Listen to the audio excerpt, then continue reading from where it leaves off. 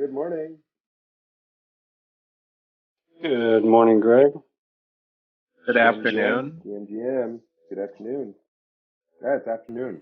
Goodness gracious. Yep. Good morning. Well, it depends on where you are. Good evening. Excited to jam, everybody. Yeah, thanks for coming up today. Yeah, I'm so stoked to share interchain carbon. Woo! Yeah.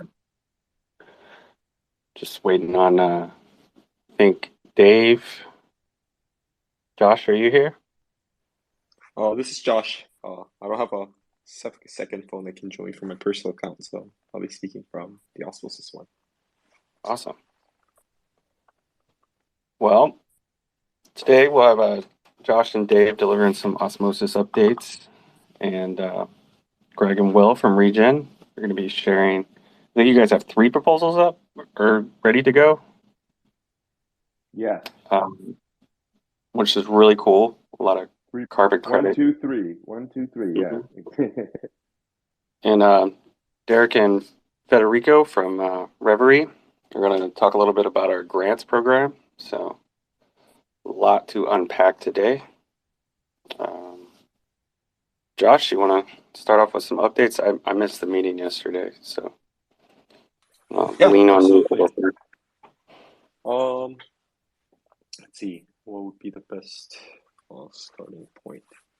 Actually, let me join in about 5 minutes if you want to kind of go through some updates from your end first. On some of the DAO stuff. About some of the... What's that? Oh, if you had any updates with like OSL and other just kind of community-led updates. Yeah, so let's see. Some community updates. We got OSL is still tirelessly working on the support site, and it's looking pretty close. They're putting down the knowledge base, the FAQs, and the UI looks awesome. They're continuing to hone it in. That's great. Marketing's doing some making some pretty big moves lately. They've applying for sponsorships to a bunch of conferences, getting speaking slots for Sunny, amongst other things. They've also got some video productions in the pipeline. So yeah, those are the 2 working groups that are plugging away pretty good. Dave, welcome up. Thank you. Just installed Twitter. So they made it surprisingly fast. You can install it under a minute, but enabling mic settings takes longer.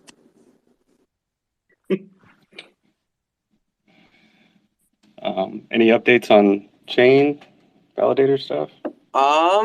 Yeah, on what time frame? This past week. Okay, in the past week, I don't think we've hit any like significant milestone. We're basically working towards for Superfluid, we kind of like did a bunch of we sprinted really hard to get it, but then we didn't leave the testing framework in the best spot. So we're basically now wrapping up like getting a nicer testing framework for it and the entire like Osmosis code to date. And one of the nice things about tests is that tests are often very helpful for learning how to use the code and how it works. So now hopefully like as we improve these tests, then becomes cleaner, easier to understand and grok a lot of this logic. Then one of the big things we're working towards is stableswap. So we're kind of working on refactoring a lot of the AMM code to be cleaner and be more general, so that stableswap is then a light addition into it. I guess I could talk about stableswap things if people find it interesting, though, or it could just be details. I'm not sure.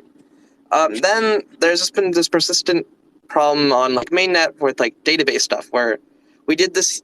We did a very significant speed up for IAVL, which like actually reduced epoch time by a large degree. We didn't see the full benefit of it because we also increased it due to another like slowdown in Superfluid that it's fixable, but queries and stuff are much faster. and this has been a persistent problem for like kind of everybody who's works with data from the chain. Like doing vote, a lot of the reason governance tooling is bad in Cosmos is because literally tallying votes or getting votes is like a thing that will halt your node for 10 minutes. And so this kind of fixed that, but in exchange had some like, stability problems. And so we've just been every day or two, Roman's like basically knocked out another one. And it seems like we only have like one left to finish before these like node stability problems are behind us.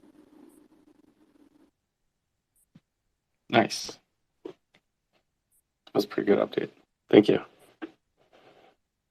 Well, yeah, I guess we got Superfluid for Osmo UST, Luna Osmo. Yep, Also. Luna Osmo and UST Osmo pairs are now Superfluid enabled. And yeah, I don't know if everyone got a chance to check out the St. Patty's Day version of the Osmosis homepage with Osmington and his awesome beer. So yeah, we just pushed that live. And yeah, in terms of updates from the front end side of things, refactor is still progressing pretty well, I think. In terms of the web side of things, I think we're nearly complete. We have a lot of mobile stuff. One of the goals here is just kind of cleaning up a lot of the code and what I mean, from the average user's perspective, what does this mean to clean up the code? And I think the best way we can describe it is right now you kind of have the Osmosis front end that has mixed up some of the kind of like Osmosis logic alongside with the website stuff. And by separating these out, this allows other people to kind of use the same set of tools and libraries that we're using internally to build a kind of other useful Osmosis websites that you can interact with. So that's pretty exciting. And then some other few things that we have going on is we're trying to spec some of the UI stuff for LBP 2.0, which is a feature to be shipped. We're gonna come up with, I think so far the LBP hasn't worked very well, but visually I think there's a lot of ways we can improve. And a lot of the work around LBP 2.0 is on the chain side seems to be progressing well. So we're going to start on the UI side of this.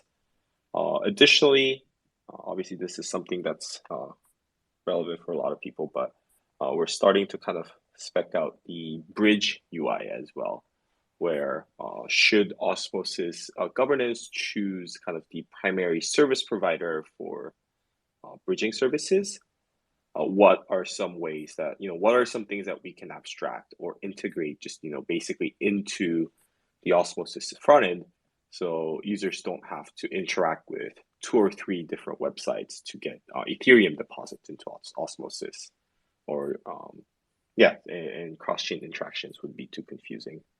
I think we're still kind of trying to figure out on, what is the right approach on, how do we deal with kind of other bridged assets, and I think we can kind of follow through with a more update on community-based discussions and things like that. But for us right now, we are just trying to figure out how to make the bridge integration a lot easier. And then lastly, we are working on putting a new landing page together. So right now the landing page serves as kind of a very basic, entry, setting the vibe for Osmosis. And our goal this time around is providing a lot, more information, obviously not too overwhelming, and also providing a gateway for different user types. So if you're a developer, we have a really awesome documentation site that people should check out, and getting people to that. If you're a user, maybe or slash a trader, you can kind of check out some of the stats. And if you need help, you can go to the support site that DAO is building as well, which is turning out really well. So just kind of adding a lot more utilitarian features to the landing page, and hopefully you'll be able to share something with the community for the early prototypes for that. Awesome.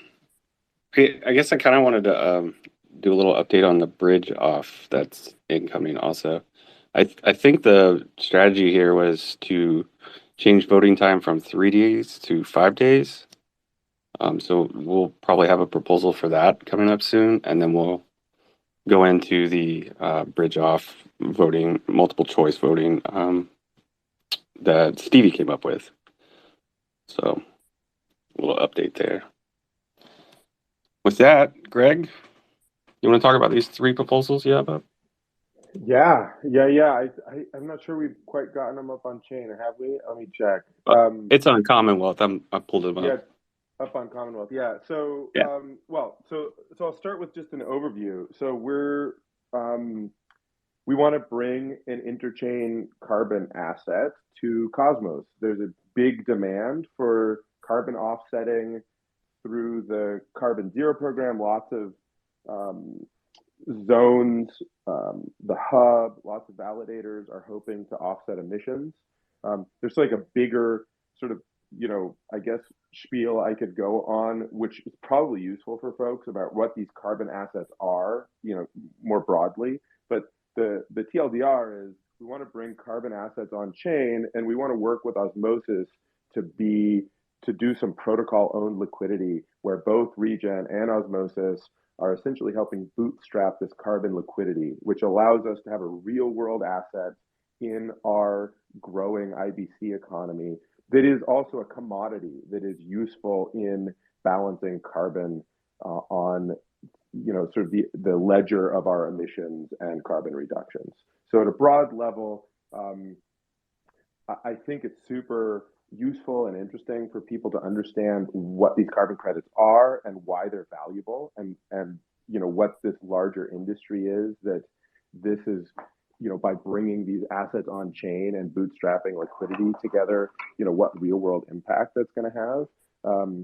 But I also want to break down the 3 different proposals. And so I'm going to just take a pause, because I also, the third thing that I'm thinking we need to talk about is just like having a little bit of a dialogue, I think, with Dave specifically, who has been digging in and doing some research and had questions about the NCT asset itself and carbon assets. And so that's kind of what I'm thinking about in terms of like the fullness of what I'd like to talk about here with the Osmosis community as we're deciding together if this sort of big opportunity makes sense for Osmosis. I mean, yeah, I think this is super exciting. Like, we can make Osmosis carbon negative and or climate positive, and also help, with protocol and liquidity here, we could have the Osmosis community pool basically and region networks that kind of help enable lots of the interchain, like all the Cosmos blockchains, to similarly become climate positive. I think this is like a really exciting thing to do, especially as like one of the main problems of like Bitcoin and proof of work coins is the environmental aspects.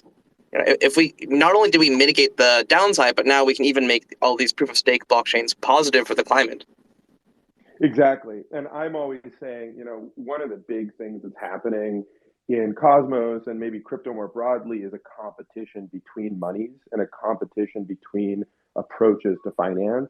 And we're competing to be more transparent, more efficient, more fair, and we're competing to create more positive externalities and less negative externalities. So by including these carbon assets as on-chain commodities that can be used, where we can generate demand, we've already been starting to talk about these carbon assets starting to be used to back stable coins as a form of collateral, and obviously there's sort of existing on-chain demand, both from sort of our existing IBC world as well as other folks. The first set of credits that we minted at Regen completely sold out.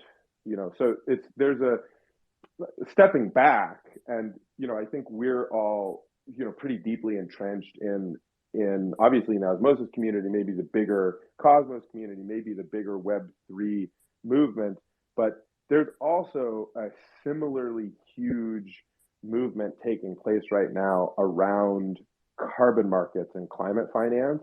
And just over the last year, these very assets, these sort of nature carbon tons that we're going to be bringing on chain, have doubled in value because of the huge amount of demand for offsetting that is emerging. And one thing I'll just say, like, what drives that demand, I think, is an important piece of the puzzle.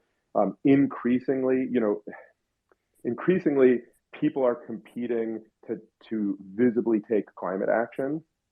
And that's sort of like in the same way that, as, I mean, this is maybe I don't know, this is the right analogy, but in the same way as Russia invaded Ukraine, a huge amount of corporations sort of pulled out of Russia without being told to, because they were like, wow, this isn't good for business, and my customers aren't going to like it if we're participating in supporting like violence in this way. In the same way, there's this huge voluntary movement of corporations around climate action, which is precipitating this demand for these carbon credits, right?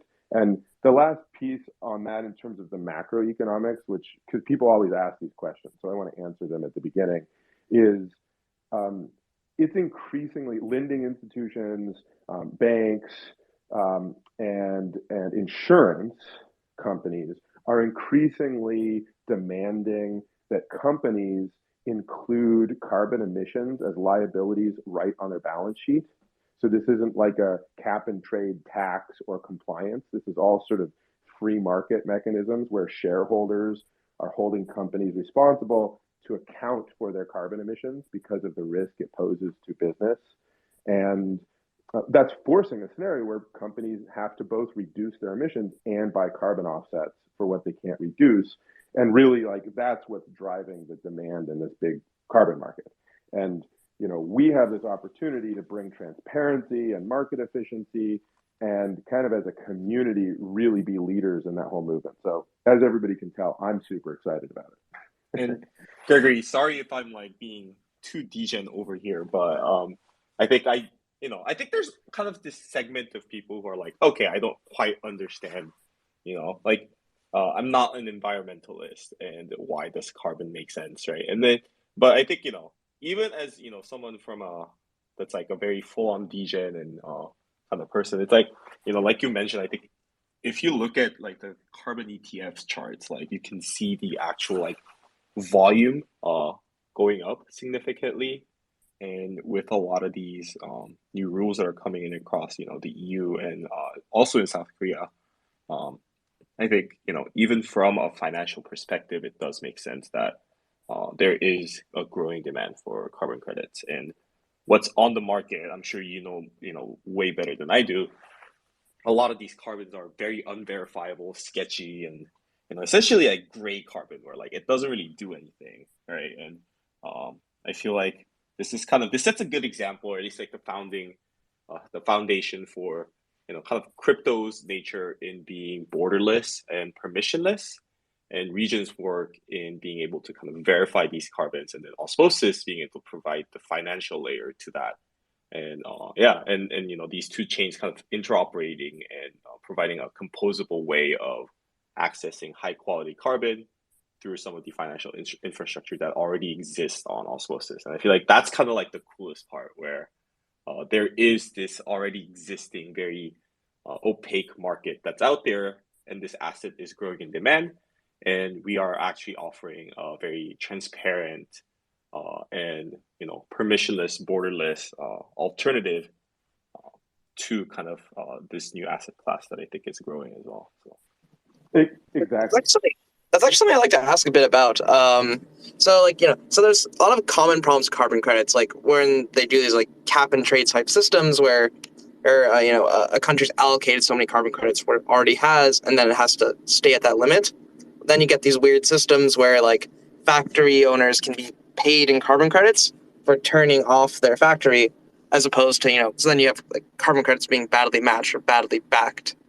But I believe the NCT idea is that the phrase thrown around a lot is like nature-based carbon credits. I was wondering if you could talk about that. Like, what does every new NCT actually mean? Like, what underlies it? Yeah. So taking a step back,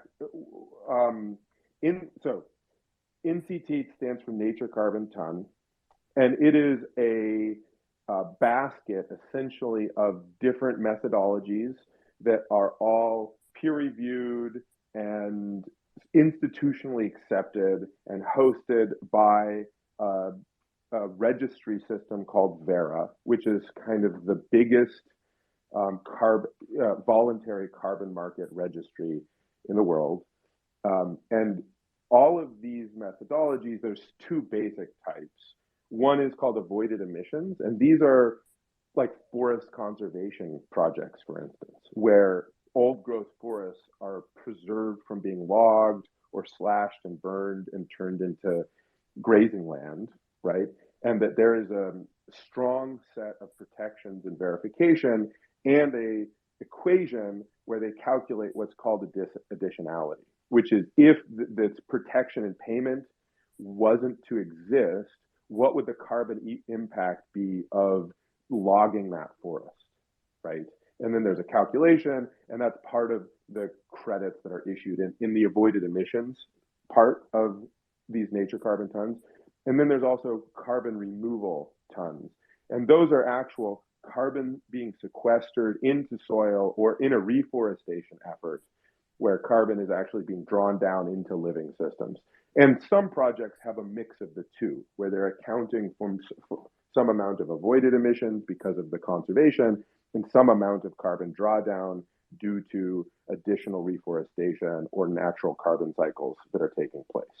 So all of these carbon tons that we're proposing as the initial interchain carbon standard essentially have a set of attributes. And this is part of the reason why we've chosen NCT as our suggestion of this first asset, right? Is because it has wide market adoption. You know, it's institutionally in demand.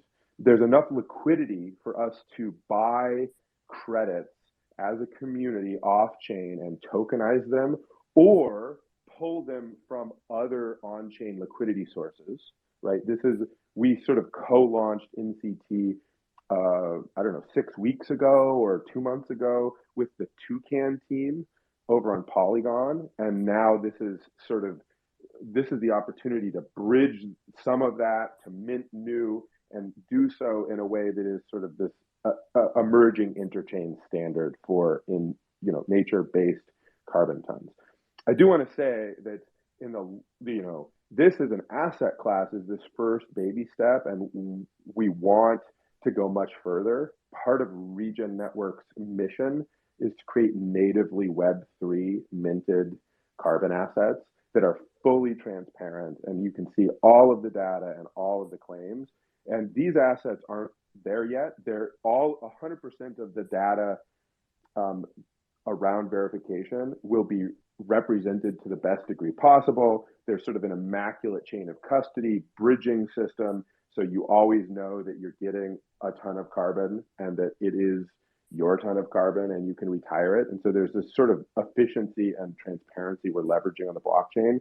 But it is, I just always want to let everybody know, it is just the first step. And we intend to be launching better and better and better crediting systems over the years. But, this is a really long game that Regen is playing. So,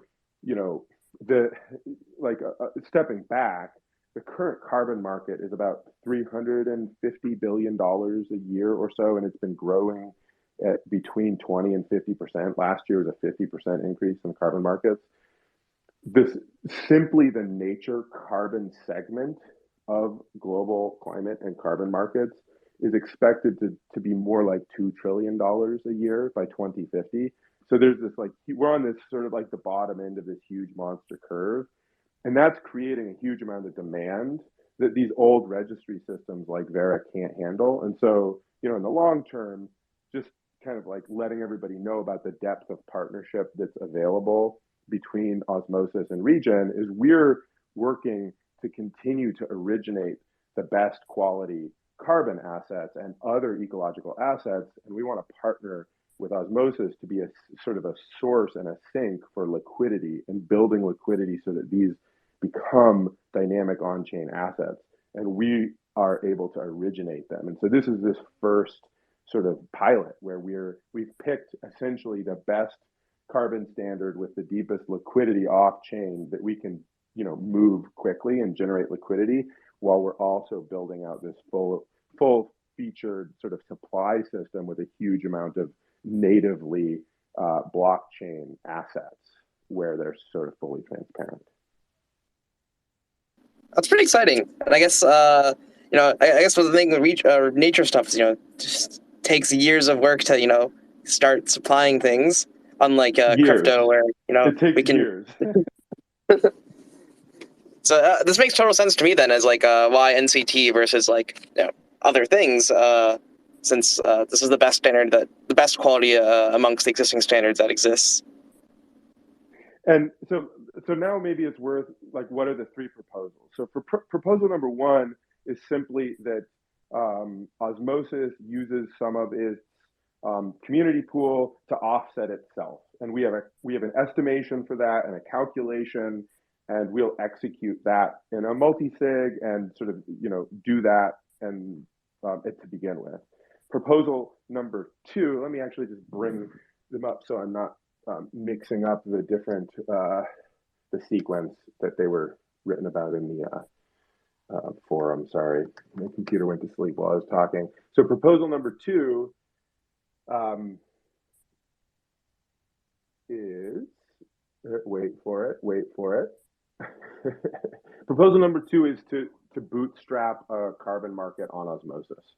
And so this is basically the idea to bring like Regen already granted some Regen, a significant amount of Regen tokens to the Osmosis community, kind of foreseeing that we wanted a depth of IBC interoperability to help bootstrap these ecological markets, right? And so we wanted to make a gesture of an excitement, get you guys enrolled in what we're doing and vice versa. Our suggestion is that the Osmo community pool purchases NCT from us and matches it with the region that you already have to bootstrap, to have a protocol owned liquidity. And there's some benefits to that, which is, if that asset picks up, and we have every reason to think that it will for a variety of reasons, the fees generated from owning that will allow Osmosis to basically perpetually offset itself for free. So you get sort of like, boom, you're also going long on a carbon asset, which is sort of exciting. And it's just really cool. I think it's really cool. We're going to match that. So Regen is also going to put Regen and NCT in a sort of similar, in the same ratio. So we'll have these two protocols bootstrapping the initial carbon liquidity for the whole ecosystem. And then other people can jump in, right? And that's proposal number two. And proposal number three is to basically turn on Osmo incentives to match Regen incentives so that people can earn Regen and Osmosis, creating a virtuous cycle. I think those are the three proposals that are currently up for consideration on the forum, and pretty shortly are going to go up on chain, although we'd love more engagement, questions, and comments on the forum, of course, because it's always nice to get things hashed out there. Yeah, and I think, from our end, I think, I'm sure the Osmosis community appreciates, that initial gesture of gifting the community pool region to kind of bootstrap some of these things. And I feel like this is kind of a really cool way of, actually doing something with it rather than just keeping it sitting in the pool as well. I think I just checked, and I think there is about 1.4 million Regen tokens that's sitting in the Osmosis community pool right now. So Osmosis community is one of the largest holders of Regen tokens, which is really interesting. Yeah, definitely. Awesome. Thanks, Greg, for that rundown. And I hope we do get some more engagement on this before we get it on chain. On this note, I just kind of want to shift gears here and let Reverie come up and talk about their updated proposal for the Osmosis Grants program, formerly known as the Osmosis Ecosystem Fund. So, Derek. Why don't you share us a little bit about this updated discussion? I know I've been working with you a lot trying to, get this through, and I know there's a lot of hurdles that you've had to go through lately. Yeah, no, absolutely. Thanks a lot, Eddie, for having us on, and thanks to everyone for being here and listening. Yeah, I think we first came on about 2 months ago. That's when we made our initial post around this idea. And yeah, just recently, last week, published an update, and we added in a few new details. It's candidly taken us a bit of time to figure out how to structure the program in terms of legally. We considered doing it onshore, but ultimately are doing the full offshore route, which is taking a considerable amount of time. But we've just expanded many parts of the program, including adding in a broader set of RFPs, creating a new track for airdrops, and sort of focusing heavily on that as one part of the program, and just adding in more detail. So yeah, I can talk a bit more about the program broadly, but yeah, also can answer any specific questions that other speakers might have or community members might have. I guess if I were to give a quick high level on the current specs of the program, it's supposed to run for an initial trial period of 6 months. And the idea is to fund individual community members, individual developers, and just teams building on Osmosis. The point is to enable anyone that is already contributing in some manner to start getting paid directly for their contributions. Like if you're building a new app on top of Osmosis, or if you're building some new data analytics platform or visualization or new piece of content. Like before, you might have been doing it because you're interested in Osmosis and want to help broadly and get more ingrained into the ecosystem, but now you can just actually get paid directly, which can hopefully allow you to spend more time on the project going forward. And who knows, maybe even become a full-time contributor, getting paid for by the DAO itself. So the goal here is really to increase the number of active contributors and increase the number of tools and projects that are built, with the idea that that will ultimately be very beneficial to Osmosis long term. The program budget is quite large. It's $15 million for 6 months. We don't anticipate spending all of that. It's just to protect the program in case of price volatility. If the Osmo token price goes down, it will allow us to keep funding projects. In addition, like part of the airdrop strategy is going to be giving new sort of early stage teams a certain amount of funding and incentivize them to really leverage the Osmo stack and the Osmo community like holder base. And when these teams are looking for funding, like they can go to venture and raise a few $1 million pretty easily. And I don't think this program should be giving anywhere close to that for specific projects, but for qualified teams, it should, like, we want to be giving them impactful amounts of money, which is going to be in the 6 figures. So I think that's the mindset that we're operating with and why we're asking for $15 million. I think after 6 months, there will be some signs as to whether this is working or not. And the community and the multi-sig will be able to decide on how to move forward. And if Reverie is doing a good job, what other things they'd like to see, and just overall, giving feedback.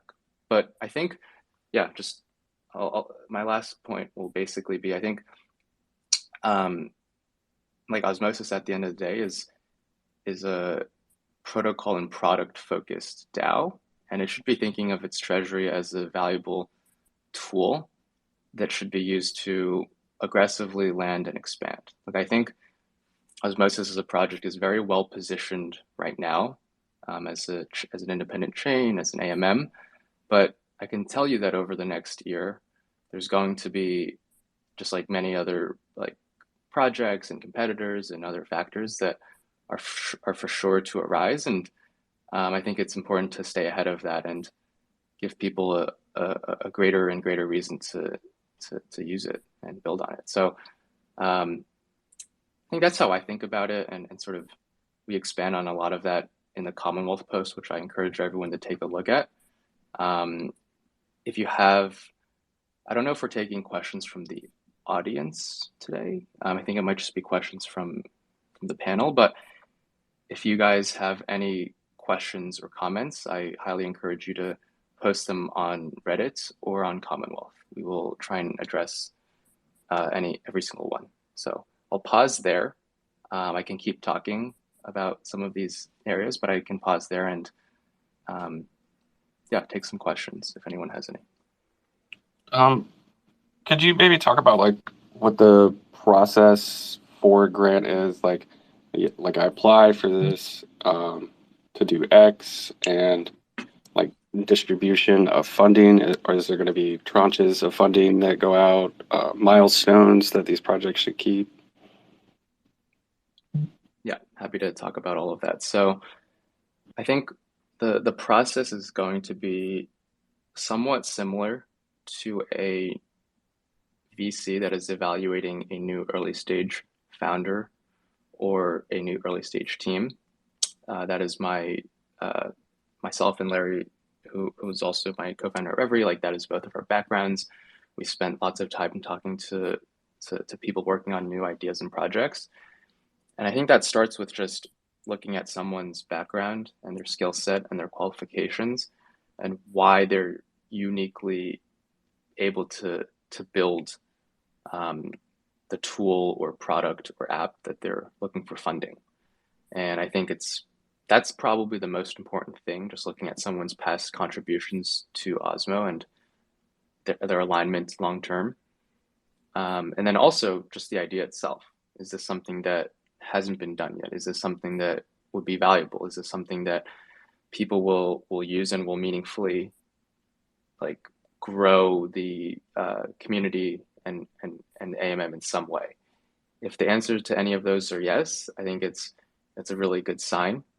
Even if the tool or project doesn't directly like generate like increased volume or something, if there's indirect benefits, that's kind of the point. Even if it's not directly monetizable, there's still lots of important stuff that, especially from an infrastructure perspective, that needs to be built.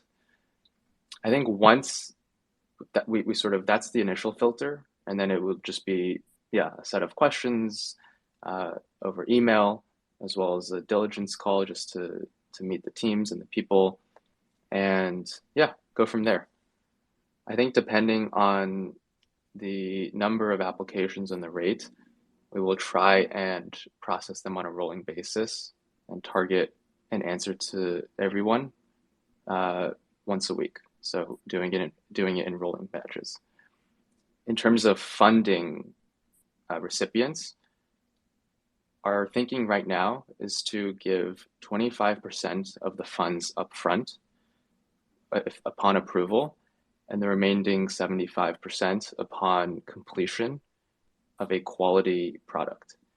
And it's not a perfect method, but I think it does a good job of like giving someone upfront capital if there's ongoing costs that they need, like to run servers, to hire other people, etc.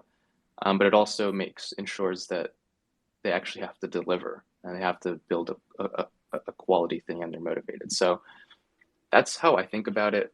And my last point will be, I think for the folks that really deliver and are able to like build something that is really important and impactful and just become really valuable contributors, like this might not be within the scope of the program, but like I feel like the DAO itself should considering hiring and paying these people on a potentially even full-time basis. Like I think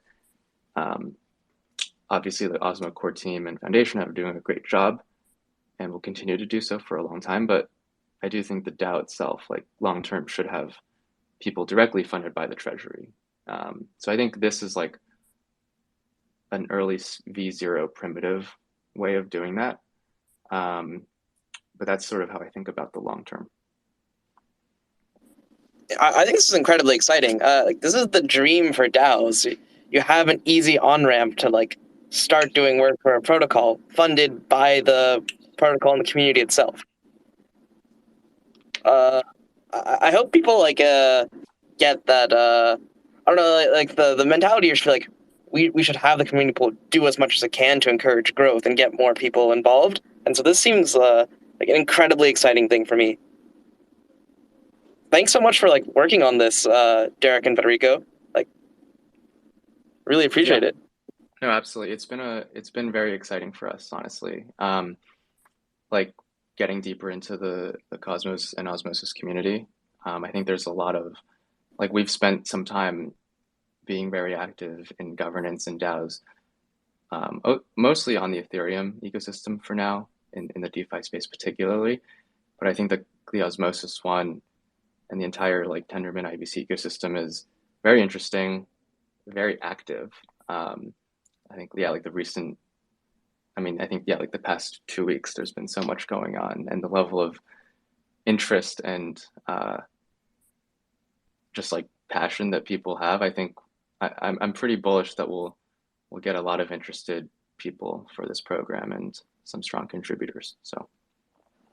And I think the other thing, the other narrative to this is, I think, as I don't know if this really reflects the opinions of the osmosis community itself, but I think at least on crypto Twitter, there's this vibe of people kind of talking down on VCs and things like that. But at the same time, I think people also kind of underestimate the amount of like due diligence and filtering, operational stuff, and just kind of a lot of work in the background that I'm sure that goes in these firms and things like that. And this is kind of our goal to attempt to decentralize it.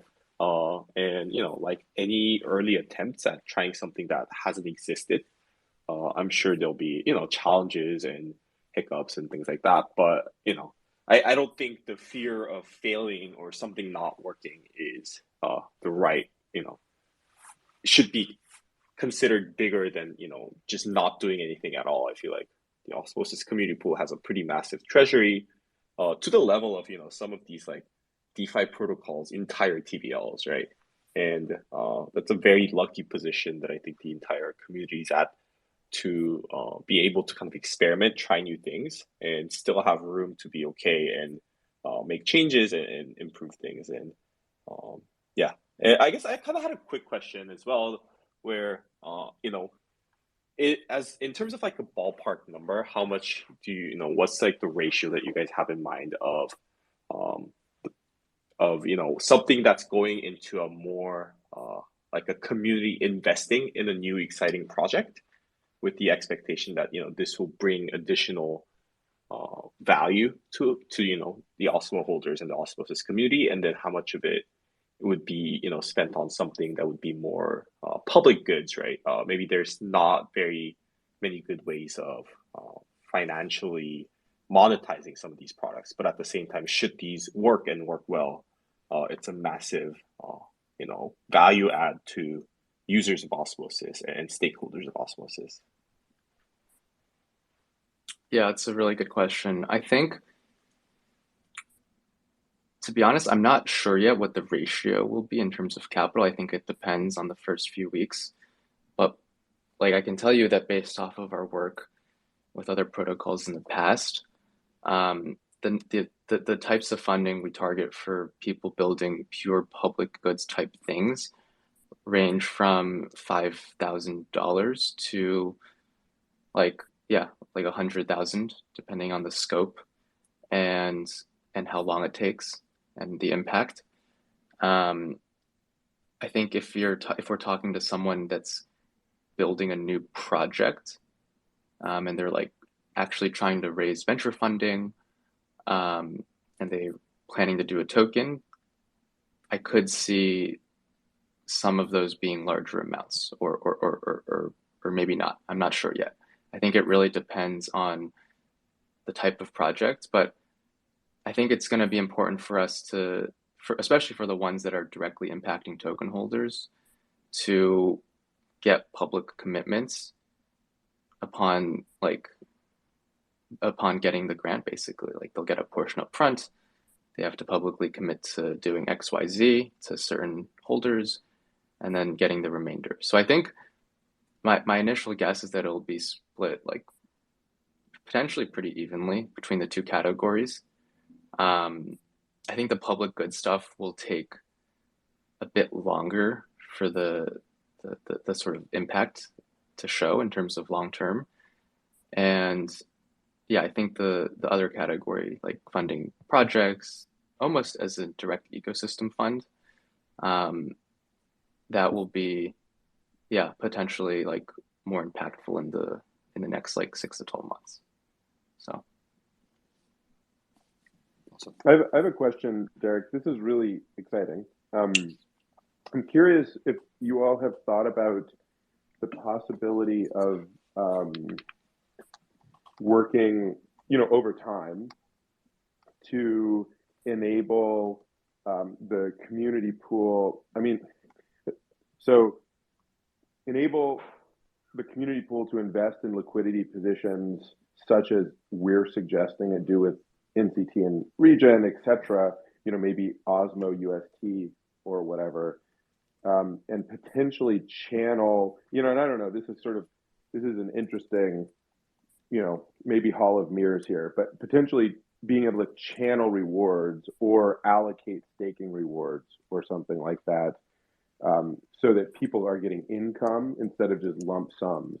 So you can have working groups that are doing specific work that are basically receiving a steady state of emissions, token emissions, essentially, that can be voted on and, turned on or off. to make sure I fully understand the question, do you mean like a working group, like a growth working group, for example, that gets ongoing emissions from the treasury directly to work specifically on this function? Or a team that's working on, library or tooling. This wouldn't work as well for sort of like someone who wants to launch a new cool application and it's more of a venture thing, but it would probably work quite well for people who are doing more public goods, like just developing a set of libraries or doing marketing, etc. Yeah, good question. So I think absolutely. I think like this program is like the way to begin that process, because like if I'm a developer and I want to build, for example, like the example you're using, libraries, like right now I'd have to go through governance and ask for funding, talk to like tens or hundreds of people, and it might take me honestly like a month or two to get started. The idea behind this program is that it makes that month or 2 month long process into a 2 week process. They might get less money, but they'll at least be able to get momentum and get a start. And yeah, if they're good and if they have if they're building something that needs like a larger team, for example, like a DAO funded development team or DAO funded growth team, and like we have now a DAO funded marketing support team, like some of those should absolutely just be working groups on their own that are DAO funded. Doesn't have to be part of this program or anything. I think, yeah, I think long term that is probably the best way to do it. You look at a protocol in Ethereum like MakerDAO, they have a bunch of different function specific working groups, each with their own budget approved by governance. And yeah, sometimes they get hired, sometimes they get fired, like just like any other organization. So yeah, I think if you zoom out far enough and in a few years, like the Osmosis community will have a bunch of these different verticals directly funded by the treasury. Like I don't know how. Yeah, like I could even see like some of the core team or foundation like eventually just working for the DAO. I think that is the long-term sustainable route for protocol development. So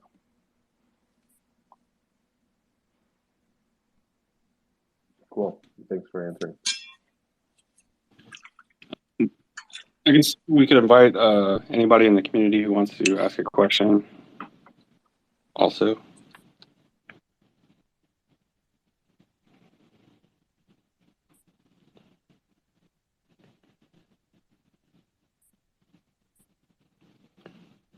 Well, these two. I have another question just to kind of keep it flowing. I'm curious, Derek. So it sounds like you've been doing similar work in the larger Web3 world, maybe Ethereum and other spaces.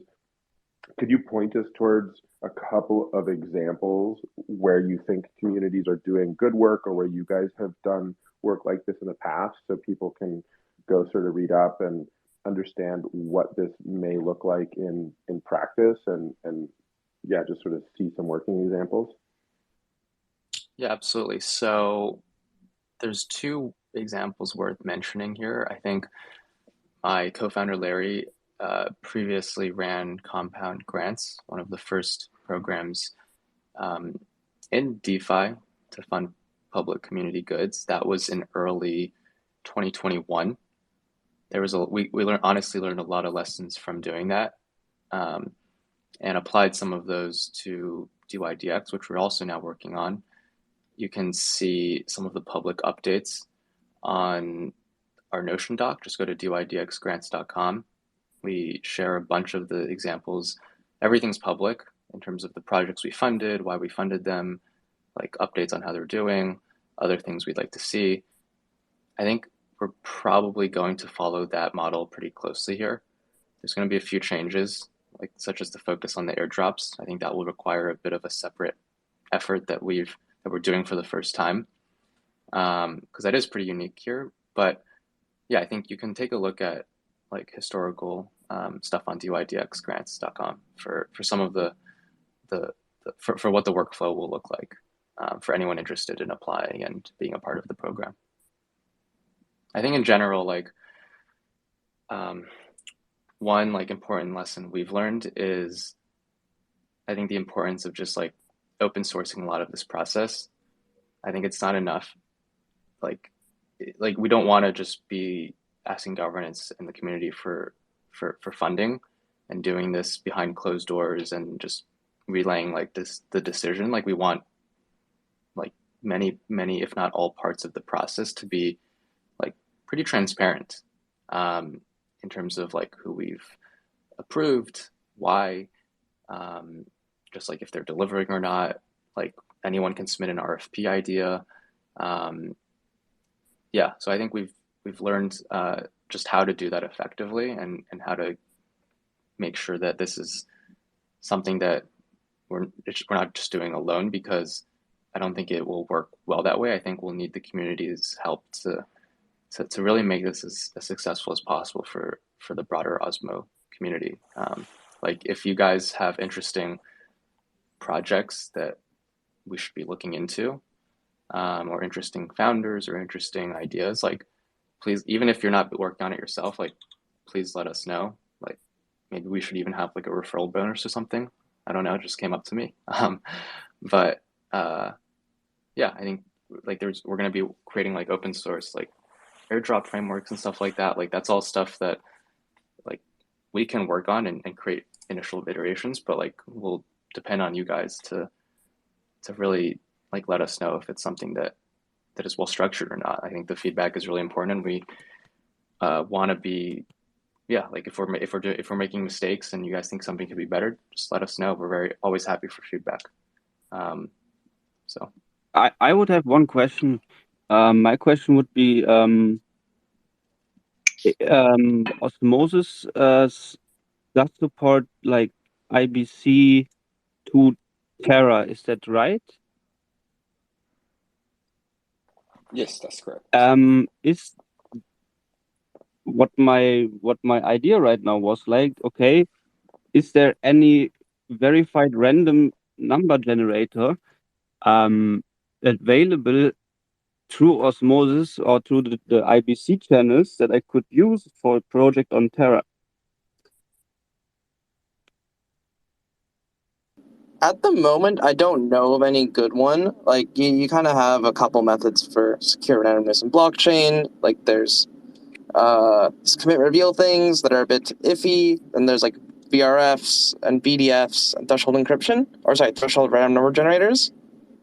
As far as I know, there's no project doing these like better cryptographic ones. So I guess you could use commit reveal, or you could use block hashes. But both these have the gaming issues, so it depends how high security of a thing you need right now for randomness. Okay. There's no chain link on Cosmos in the mainnet, right? If Chainlink is the standard for what is good randomness, okay, then maybe it's arguable that block hashes in Cosmos across chains is better. I thought we were talking about like high security randomness here. My bad. Also, I think timestamps are probably the most neutral because it's harder to game. Mm-hmm. I was just thinking, what like as a developer in the Terra ecosystem, I was thinking, okay, because we got the IBC connection, what would be other than, let's say, other than random number generator or chainlink equivalent, like what could be utilized like cross-chain through the IBC channel and brought to, like, what value could be brought to the Terra blockchain using some other chain with IBC through the channels? That would be just some question that would be in my mind right now. Oh, I mean, I think the future of blockchain is a very interchain situation where you have one app chain for an app, and then you have this composable world of you communicate across chains. So, for instance, if IBC was enabled, there's actually a bunch of protocols you could do over IBC to Osmosis from your Terra smart contract, e.g. swaps or price oracles. You could get, if there's a lending chain, you can do like lending across chains, cross-chain contract calls similar to like how sharding is envisioned. Yeah, I mean, you could aggregate multiple block hashes from different people or different timestamps to get better random numbers if you want, in lieu of proper cryptographic solutions. But I think like the UX of crypto is going to be moving to people are natively across many chains, and then IBC is the communication layer you need to enable that in your contracts. Exactly, and I'm writing and testing out, writing like some DAO contracts, and I was like, okay, what could I utilize on a different protocol or on a different chain? What protocols could be interesting that would be not on Terra but could be used as incentivizing or staking? Or do you have some idea? Like I know there is the SCRT, the secret thing, right? That has some cool features that could be like interoperability wise. Like I'm really sorry to cut you off, but do you think we can kind of do more of these like dev focused discussions on maybe like on Discord? I just want to make sure we respect like go ahead. and host time as well. So. And thank you for letting me speak. Yeah, thanks for the question. Well, I think we're about up. It's 2:00 where I'm at. Thank you, Reverie and Regen, for joining us. Dev, Josh, thank you. Or Dave. Dev, that's like the biggest question in Osmosis now. Is it Dave or Dev? Osmosis still about. Yeah. Next week, we're going to have Jake Kim up to talk Ion DAO. I think the code is ready for Ion to form, so tune in next week. Thanks, everyone.